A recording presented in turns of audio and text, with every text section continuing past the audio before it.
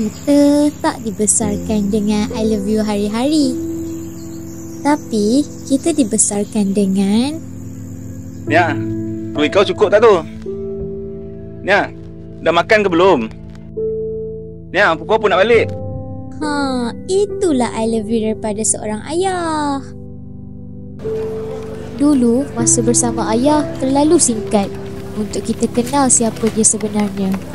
Pernah rasa tak dipedulikan. Tapi sekarang kita faham, ayah bukan tak peduli, cuma sibuk pastikan keluarga cukup segalanya.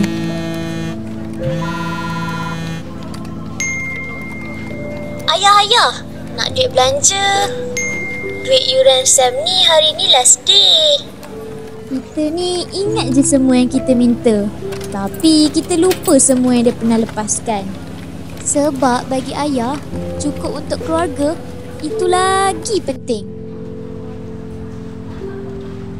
Dia tak pernah cakap dia penat. Ayah ni penat macam mana pun, kalau Nia dengan ibu minta apa-apa je, mesti ayah akan usaha dapatkan.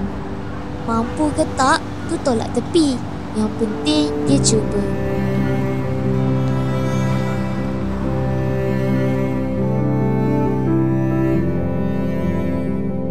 Sekarang Nia dah berjaya capai cita-cita hasil daripada usaha, pengorbanan dan doa ayah selama ni dalam membesarkan Nia.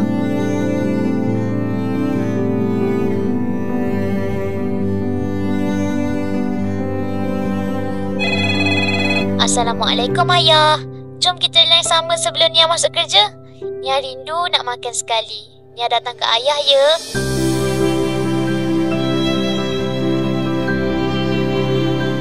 Terima kasih ayah. Selamat hari bapa. Nia sayang ayah.